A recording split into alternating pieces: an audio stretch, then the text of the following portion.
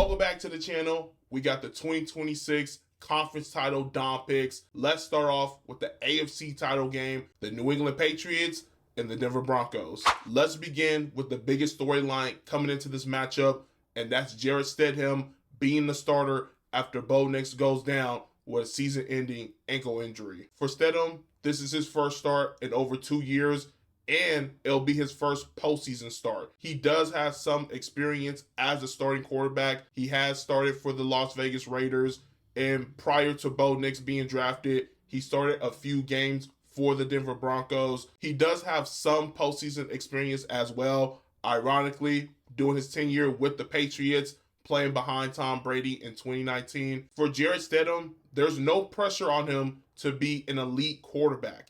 He just needs to be solid. He has a great defense backing him up. He has Sean Payton as his play caller. Stidham needs to make sure he protects the football, and when given an opportunity, he needs to capitalize and put this team in a position to win the game. It won't be easy, however. The Patriots defense has been elite throughout the playoffs at all three levels at that. We've seen the pass rush be reignited through the play calling. The linebackers, along with that defensive line, are doing a great job of cutting down on the run, much like how they did during the regular season. And in the secondary, you got all those young guys, plus Christian Gonzalez. Carlton Davis may be unavailable for this game. That's an injury report that we'll have to monitor coming into Sunday. But if he's good to go, that's another boost for this defense that's been prolific throughout this postseason run. Also, last week I mentioned this Broncos offense has been up and down, and that was when Bo Nix was starting. Last week against Buffalo, we saw their play improve.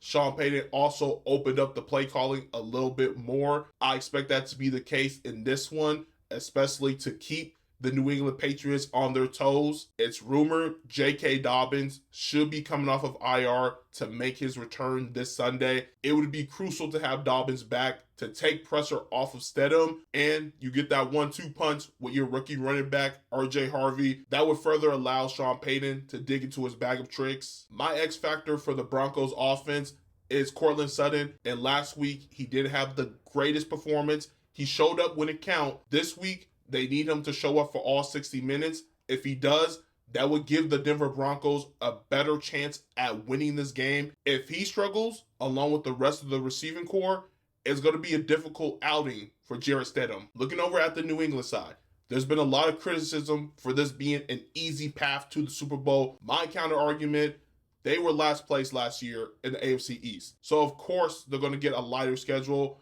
and you can only play who's in front of you. This Sunday is not a cakewalk. Looking at the Patriots in their 2 playoff games, turnovers have plagued them throughout.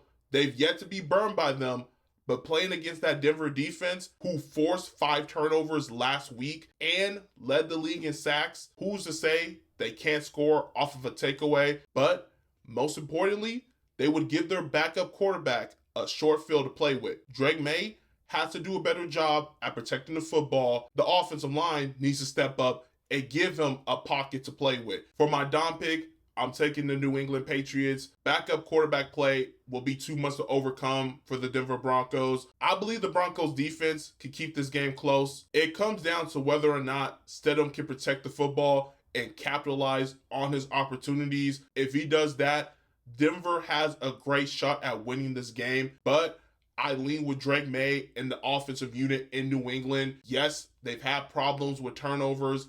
However, going against LA and Houston, 2 excellent defensive units, they found ways to put points on the board, and I believe that can translate over into this matchup against Denver. And if so, that complements their defense, and we will once again see the New England Patriots back in the Super Bowl. And to wrap up Dom picks, we have the NFC title game between the Los Angeles Rams and the Seattle Seahawks. Starting with the Rams, they cannot afford back-to-back weeks of an underwhelming offense.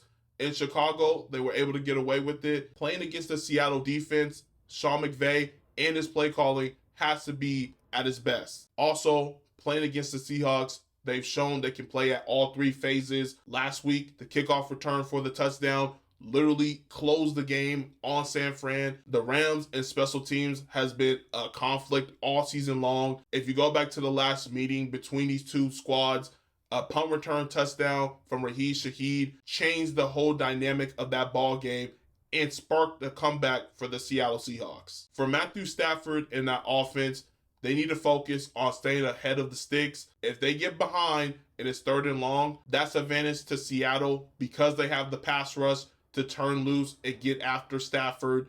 Plus, they have a great secondary who's capable of making plays. Going back to that previous matchup, LA threw up over 500 plus yards of offense. Keep in mind, that was without Devontae Adams. The Rams are capable of exploiting this defense in Seattle. However, I'm expecting that defense to have an answer and to make it more difficult for that Rams offense. Moving over to the Seahawks, it will be instrumental in Sam Darnold continuing to take care of the football. When you look at that Rams defense, they showed who they were last week against the Bears. 1, they live by the motto of bend, don't break. And 2, and most importantly, they are capable of getting takeaways. I've said throughout my coverage of the NFL playoffs, the biggest concern with Seattle is whether or not Sam Darnold can avoid being Sam Darnold. In Seattle's losses, his turnovers have been problematic, and whether or not he can raise his level of play when it matters most. If you look at his numbers against the 49ers,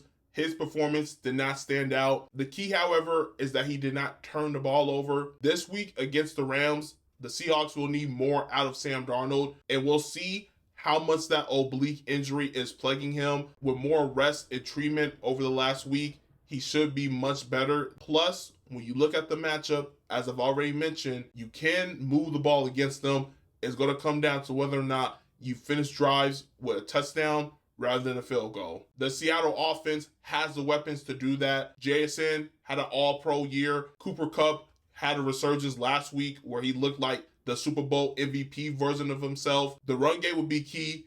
Kenneth Walker III had a massive week against the Niners. It will be a little more difficult against that Rams front 7, but we've seen over the years they can be had. If Walker has a productive day on the ground, that takes pressure off of Sam Darnold and might open up more down the field. For my Dom pick, this is truly a 50-50 game. It could go either way. I'm leaning with the Los Angeles Rams.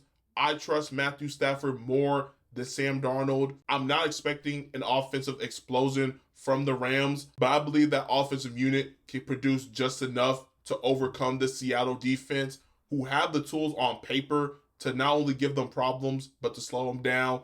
You look at their run defense, you look at the fact that they have playmaking in the secondary, but I believe in the offensive mind of Sean McVay. I expect more from the running game from Kyren Williams and Blake Corum. That way that opens up the play action game and run that 13 personnel that's giving teams trouble throughout the season. And on the other side, Sam Darnold is too much of a wild card. I'm not sure which version of him I can expect, and that's a shame because with all the firepower and talent on the offensive side, the Seattle Seahawks have all the tools to win the Super Bowl. Comment down below your predictions for this Sunday. Don't forget to leave a like and subscribe, and I'll see you all in the next one.